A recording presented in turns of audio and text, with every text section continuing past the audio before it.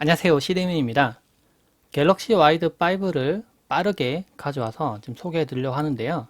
제가 이전에 갤럭시 와이드 2를 사용했었어요. 그리고 2에 대한 리뷰도 올려놨었는데 이제는 4까지 거쳐서 이제 5까지 나와 있는 상태입니다. 화면은 6.6인치의 FHD 플러스 화면이 들어가 있습니다. 풀스크린 인피니티 V 디스플레이가 사용됐는데요. 이 제품은 좀 특이하게 120Hz가 아니라 90Hz가 적용이 되어 있어요. 그래서 실제 사용해 봤을 때 이게 보급형이 맞나 싶을 정도로 화면이 생각보다 부드럽더라고요. 측면의 재질 느낌도 좀 특이한데 이 가운데 부분은 살짝 좀 볼록하게 튀어나와 있고 화면이랑 뒤쪽 부분은 조금 플랫하게 들어가 있는 형태예요. 그래서 측면 맞았을 때 이렇게 평평한 형태가 아니라 약간 굴곡이 져져 있습니다. 이전에 갤럭시 와이드 2로 사용할 때는 이 부분 촉감도 좀 부드럽고 동그랗게 이렇게 돼 있었는데 이 부분이 좀 느낌이 좀 다르게 돼 있어요. 물론 이것도 케이스를 씌워서 사용하면 뭐 이 부분도 크게 다르진 않겠죠. 색상은 블루와 그레이, 화이트 세 가지 색상이 나오는데 이 제품이 그레이 색상입니다. 근데 얼핏 봤을 때는 약간 블랙에 좀 가깝고요. 약간 푸른빛도 좀 띄는 것 같고. 근데 후면 부분을 잘 보면 약간 좀 특이한 패턴이 들어가 있습니다. 이렇게 사선으로 들어가 있는 이 무늬가 보입니다. 오른쪽 부분에는 지문 인식과 전원 버튼이 같이 들어가 있고요. 볼륨 조정하는 버튼이 있어요. 그러니까 왼쪽에는 아무것도 없고 오른쪽에 있는 형태이고요. 이 제품은 마이크로 SD도 추가로 넣을 수가 있는 제품입니다. 그러니까 지문 인식을 이용해서 전원을 껐다가 켜면서 동시에 지문 잠금 해제도 같이 할 수 있는 모델이에요. 그리고 USB-C 단자를 채용했습니다. 보면 여기 아래쪽에 보이죠? 이전에 있던 모델만 하더라도 마이크로 5핀을 사용했었는데 USB-C를 사용하기 때문에 호환성이 더 좋아진 것 같아요. 요즘은 대부분 다 USB-C죠. 그리고 또 오디오 단자도 들어가 있습니다. 그래서 영화나 음악 같은 거 들을 때 아까 스테레오 사운드가 안 돼서 좀 아쉽긴 하지만 사용하고 있는 고급형 헤드폰 같은 게 있다면은 그런 거 연결시켜서 사용할 수 있겠죠. 이 제품의 스펙 정보를 보면 미디어텍 MT6833V NGA CPU가 사용됐습니다. 옥타코어 CPU가 사용됐고요. 메모리는 6GB에 내장 메모리는 128GB가 사용됐습니다. 아까 얘기한 것처럼 외장 메모리를 지원하는데 1TB까지 장착이 가능합니다. 성능을 확인해 보기 위해서 갤럭시 노트 20과 그리고 갤럭시 와이드 5를 같이 놓고 긱벤치를 돌려봤는데요. 긱벤치 결과를 보면 노트 20 같은 경우에 와이드 5보다 한 2배 정도 점수가 잘 나왔습니다. 그래서 대략적으로 보면은 와이드 5가 뭐 노트 20의 한 중간 정도? 반 정도의 성능이라고 보시면 될 것 같아요. 3D 마크 테스트 돌려봤는데요. 결과를 보면 노트 20이 당연히 점수는 잘 나옵니다. 보면 4268점이 나오고요. 와이드 5는 1102점이 나오네요. 점수 차이가 좀 많이 나죠. 한 4배 가까이 납니다. 배틀그라운드 모바일 게임을 해보고 있는데요. 이게 좀 아쉬운 게 화면 설정을 HD까지만 되더라고요. 더 높이고 싶은데 HD까지만 지원하는 게 좀 아쉽긴 하지만 실제 게임 하는 데 있어서 뭐 화면이 좀 끊기거나 이렇게 좀 좌우로 움직일 때 끊기거나 버벅이거나 그런 느낌까지는 없었어요. 부드럽게 잘 생각보다 잘 따라오고 게임하는 건 크게 무리가 없어 보입니다. 원신 게임도 설치해서 해보고 있는데요. 설치 시간은 좀 오래 걸리네요. 처음에 설치할 때 다운로드하는 시간이 걸리기 때문에 좀 오래 걸리는데 게임을 막상 해보는 부분에서는 뭐 끊김이 거의 없이 할 수가 있습니다. 좌우로 움직일 때도 부드럽게 잘 움직이고요. 이게 엄청 성능이 느린 태블릿이나 스마트폰으로도 해본 적이 있는데 좌우로 넘길 때 엄청 버벅버벅 거리면서 막 넘어가더라고요. 근데 얘는 이제 그런 느낌 없이 빠르게 할 수가 있네요.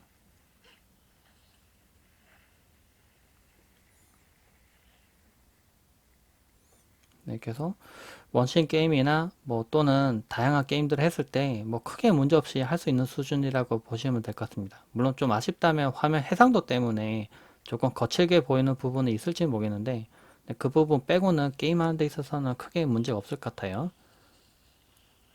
인터넷 속도도 측정해 봤는데요. 업로드, 다운로드 둘 다 300Mbps 근처로 나와서 생각보다 성능은 잘 나옵니다. 그런데 더 고성능 모델들은 600Mbps, 심하게는 뭐 800Mbps 근처까지도 올라가는데 그 정도까지는 안 나오는 부분이 좀 아쉽긴 한데 그래도 생각보다는 성능이 잘 나오죠. 후면 부분에 카메라는 3개가 사용되는데요. 그리고 조명이 1개가 있습니다. 맨 왼쪽 위에 있는 게 6400만 화소의 메인 카메라고요. 조리개는 1.8입니다. 생각보다 많이 밝은 카메라이고요.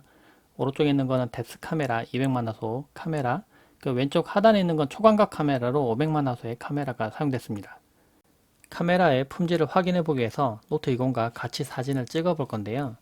사진 모드를 둘 다 보면은 3대4로 같이 놓고 찍어 봤어요. 찍어 봤는데 보니까 갤럭시 와이드 5가 조금 더 늦게 찍힌 느낌이 있더라고요. 보면은 얘는 누르면 거의 좀 이따 찍혀지는데 얘는 한번 눌렀을 때 반응 없다가 두 번 누를 때 찍혀지는 거예요. 그래서 뭔가 좀 이상하다 싶어서 찍은 사진을 좀 비교해 봤는데 보면 갤럭시 와이드 5가 좀 더 화질이 좀 더 우수한 것 같아요. 저 보기에. 근데 실제로 보면은 사이즈가 차이가 나요.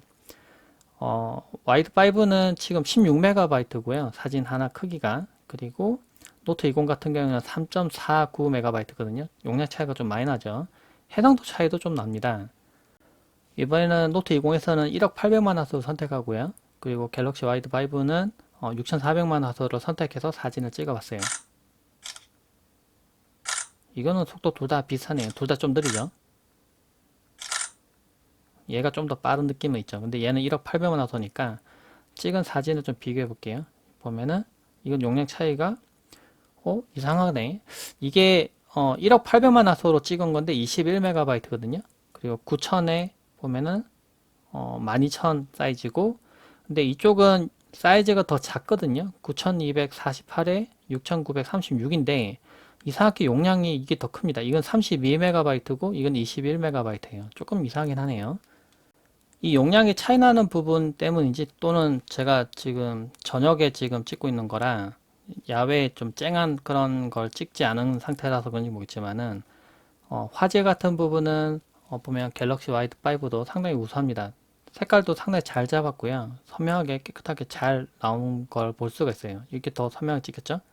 근데 얘는 1억 800만 화소로 찍은 거고 이건 6400만 화소로 찍은 거예요. 아무래도 좀 더 뒤에 나온 카메라다 보니까 좀 더 성능이 좋은지도 모르겠어요. 그래서 제가 찍어본 바로는 카메라 화질은 상당히 우수합니다. 그런데 아쉬운 부분이 있다면 이게 동상 촬영을 할 때 4K 촬영을 저는 염두를 해두고 찍거든요. 그리고 최근 나온 모델들은 더 높은 8K까지도 지원해요. 8K 24프레임까지도.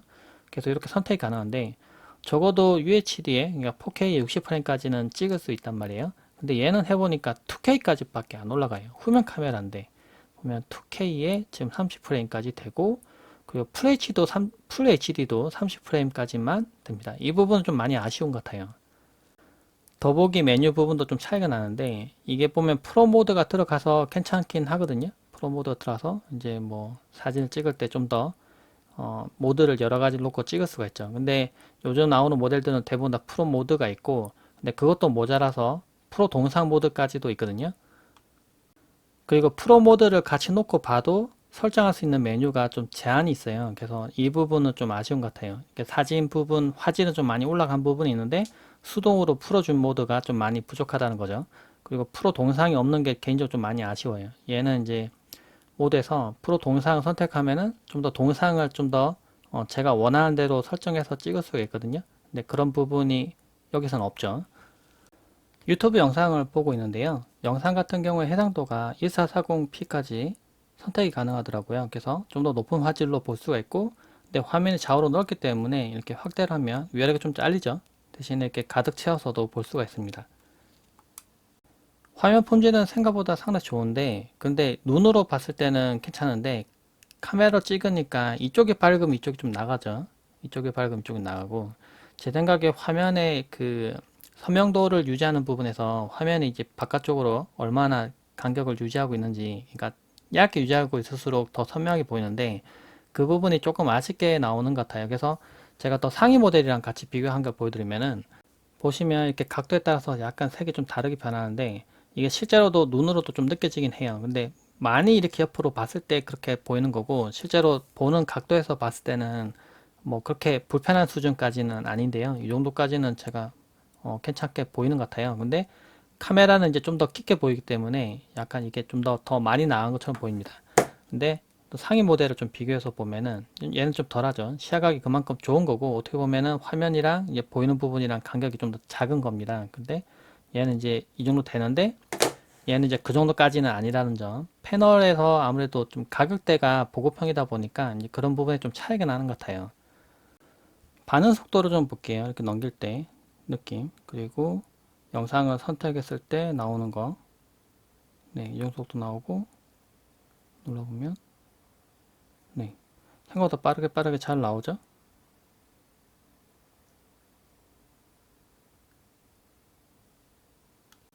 제 블로그에서의 반응 속도도 한번 볼게요. 눌렀을 때 뜨는 속도. 네, 빠르게 잘 뜨고 화면 넘겼을 때도 생각보다 부드럽게 잘 올라갑니다. 지금 촬영은 4K 30프레임을 찍고 있기 때문에 지금 이 영상으로 보는 것과 좀 차이가 있을 수 있어요. 제 말이 좀 더 정확한데 올리고 내릴 때 보급형 치고는 너무 엄청 부드럽거든요. 그도 그럴 것이 이 디스플레이 설정에 보면 부드러운 모션 및 화면 전화에서 높음으로 선택이 됩니다. 그래서 화면 재생률이 90Hz까지 올릴 수가 있어요. 그럼 노트 20이랑 차이가 나느냐라고 볼 수 있는데 노트 20은 120Hz까지 설정을 할 수가 있고 지금 120Hz로 해놓은 상태입니다. 그래서 화면을 위로 올리고 내릴 때 정말 종이가 올라가고 내려가는 것처럼 엄청 부드럽게 올라가고 내려가고 합니다. 근데 이쪽은 90Hz죠. 얘랑 비교해 보면 좀 거칠어요.